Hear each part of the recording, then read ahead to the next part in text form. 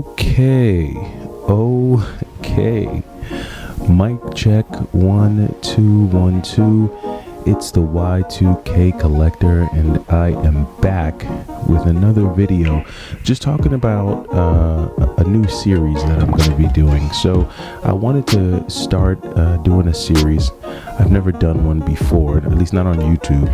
And you know, I am the Y2K Collector, and I really did, before I started getting very heavy into the Switch, I was very big on the PlayStation, the Dreamcast, the Sega Saturn, let me think what else, you know, like the PSP, you know, consoles from that time, PlayStation 2, you know, nothing really past PlayStation 2.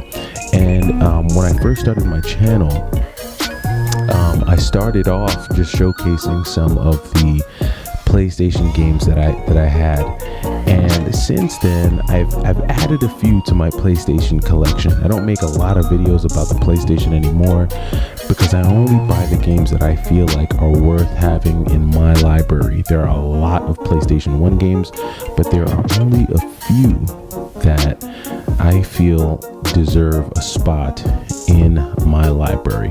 Now, the PlayStation, some PlayStation games can be very expensive. And I want to say, since the pandemic, almost every PlayStation game that's worth anything has gone up at least 50%. And it just so happens that some of the most fun PlayStation games are also some of the most expensive PlayStation games, and that's because PlayStation did have a lot of shovelware, and I find that to be the case with a lot of systems. A lot of systems, if you look at their entire library, to me, 70% of it's shovelware, and depending on your taste, you could even bump that up to 80% of it's shovelware. So over here, I really just like to concentrate on that 20 to 30% of games that I know I'm gonna enjoy. That being said, I wanted to start off the series with an introductory episode. I guess you could call this the intro. And in this episode, I'm going to be showcasing some of the PlayStation 1 games that I had to hack.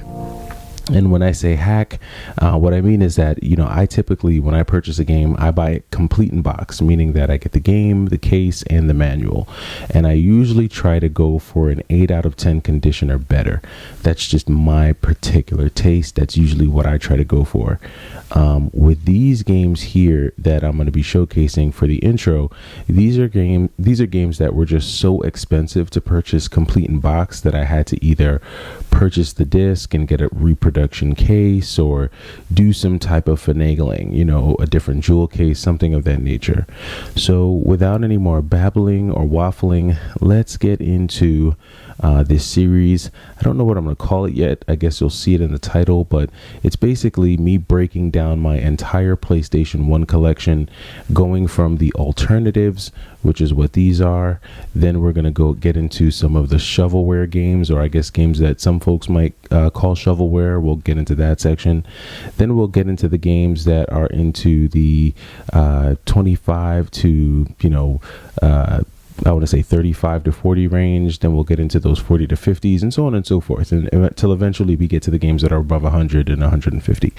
And again, it's really not so much the price, but it just so happens that, you know, these more expensive games are some of the most fun games to play on the PlayStation. So all that being said, let's get started. So the first game that I'm going to be going over is In the Hunt.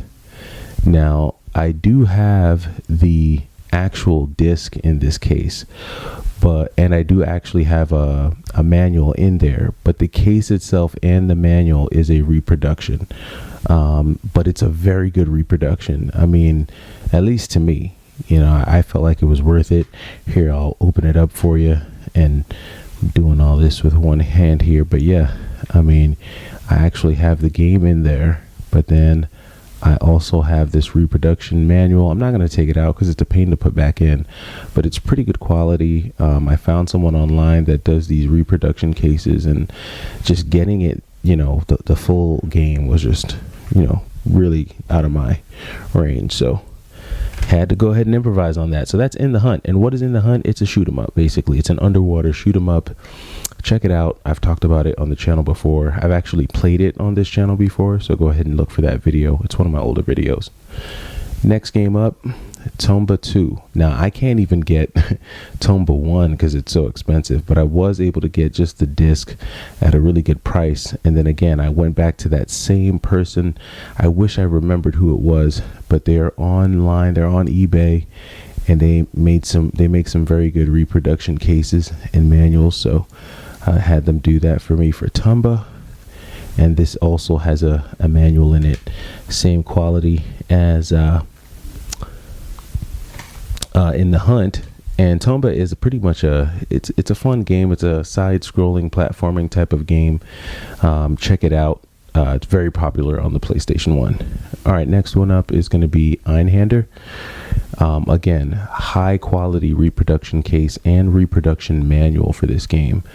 This is an awesome shooter. I do have the actual game inside. The game itself isn't reproduction.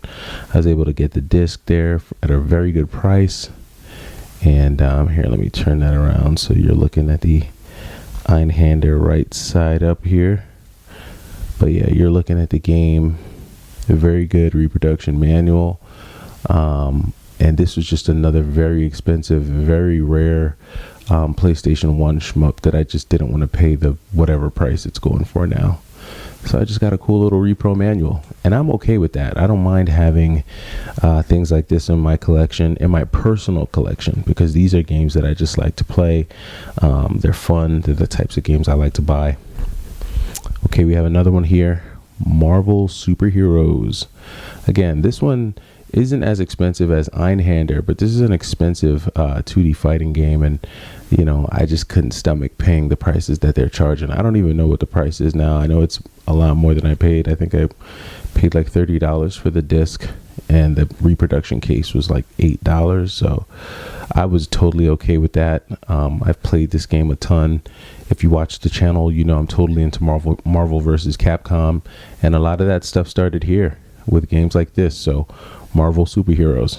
It went from Marvel Superheroes to X-Men versus Street Fighter to Marvel versus Street Fighter. Then it went to Marvel versus Capcom, and then it just kept going from there. Okay. This is one that I played a lot in high school. This was one of the ones that I played almost as much as Marvel versus Capcom 2. And this is Rival Schools. Rival Schools is awesome, but this is also a very expensive game on the PlayStation, and it's really hard to find one in good condition anyway. So I figured I'd just get the disc. I was able to get both discs at a pretty good price. Got this reproduction case, and this is a great alternative to paying way more than I wanted to pay for I guess an authentic case and manual. And even the Rival Schools or the Project Justice that's out for the Dreamcast, I couldn't even afford that one because that one's like, say goodnight. That one's about 400, maybe 500 bucks. Can't do that, not for a game. Okay, next up, Mega Man Legends 2. Another expensive one. This one's pretty darn expensive, and I just again couldn't stomach that price for a game. So I know it's above 100. Don't know what it is now, but I was able to get the disc again. I think I was able to get the disc for around 40 bucks maybe, and then the manual. So, and I just remember these because these were ones that I had to like go back and forth with bids and offers. But yeah, Mega Man Legends 2. Really great game. Awesome reproduction case. Looks great, and the game plays great. So another great one. So, and Mega Man is just it's like a 3D action RPG, I guess, kind of. I don't know. It's like I don't know. It feels like a dungeon crawler almost sometimes, but no, Mega Man's an awesome one. Check it out. Check it out. And that pretty much does it for my PlayStation alternatives. Wait, but I do have one more. Well, you thought it was over, but it wasn't. There is one more that I'll go over, and this is R-Type Delta. Now, this is one that I purchased on eBay, and the person that I bought it from was a collector, I believe, and they had this little sticker on all of their cases. So, but at the time, I can't remember what I paid for it. But I know that right now R-Type Delta is above $250 or so. That was one that I got a while back, that R-Type Delta purchase. But yeah, that does it. This time that really does it for all of the PlayStation 1 games that I have here.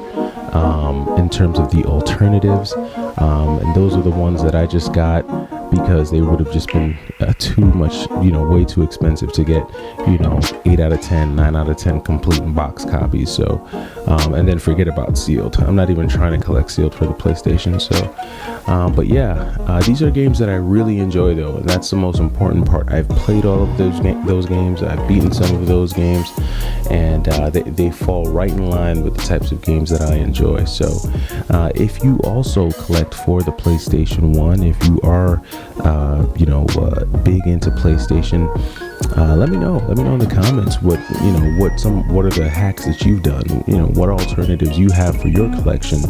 I'm interested to know. Well, I am the Y2K Collector, and I hope you all enjoy the rest of your afternoon. Have a good one.